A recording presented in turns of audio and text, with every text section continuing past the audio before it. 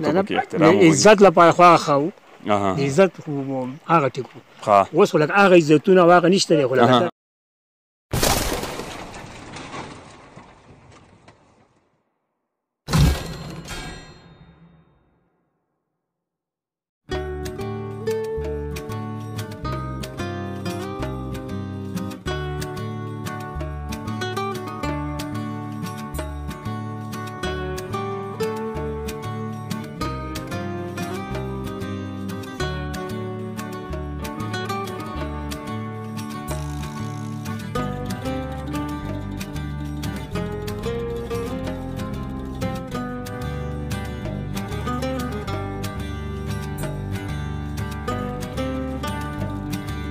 بسم الله الرحمن الرحیم. السلام علیکم ورحمۃ اللہ وبرکاتہ. قدرمنو کتونکو تاسو ګورئ همدم ټي وي. زه یم ستاسو کوربه شفیع الله. پروګرام هم نظر سره یو ځل بیا ستاسو خدمت کې حاضر یم. دې وخت کې زه موجود یم کوس په علاقه د شانګلا پورن او دلته موږ په دې طرف تېرېدي نو دا اوس هم هغه پخواني چې کوم دغه دي هغه ژوندي دي دلته په دې خاوره او باباګان لګیا دي هغه پټي په غویانو باندې چې دی اړی.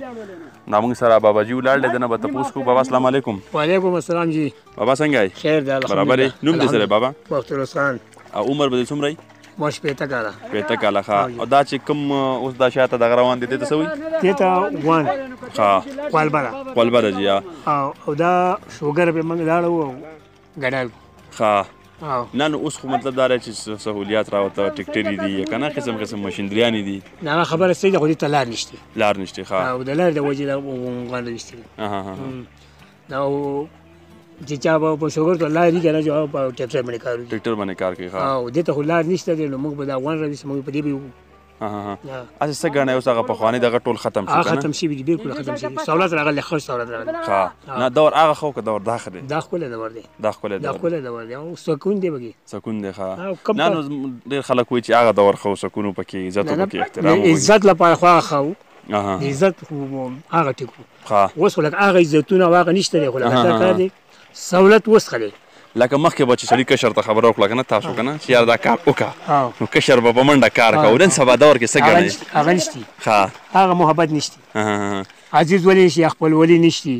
بس دا مټ زور دی چا په مټ کې زور جو ټیک دی چې نه وجو بس نشته. دا اوس چې کوم پټی تیاروي دا څه ته تیاروي؟ شولې دا دې کې شولې کوو. ښه. او دا پټی په تقریبا څومره شولې کوي؟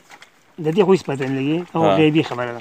په دې اوس موږ دا پټی جوړ کړو په دې به موږ ښه ډېرې شولې وکړو چې شپږ اته دړی بیا پرې دا د پښتوی پیسه باندې الو بیا نه الو که نه نو خو په دغه حساب تاسې کېږي. ښه. ډېره مننه چې بابا. قدرمنو تاسو د بابا خبرې واورېدې. الله دې وکړي چې زموږ کشرانو کې موږ ټولو کې هغه عزت او احترام او هغه مینه محبت اوس بیا را پیدا شي. خپل کوربه شفیع الله ته د کیمرامین هدایت الله سره اجازت ورکړئ او ګورئ همدم ټي وي. د لوی الله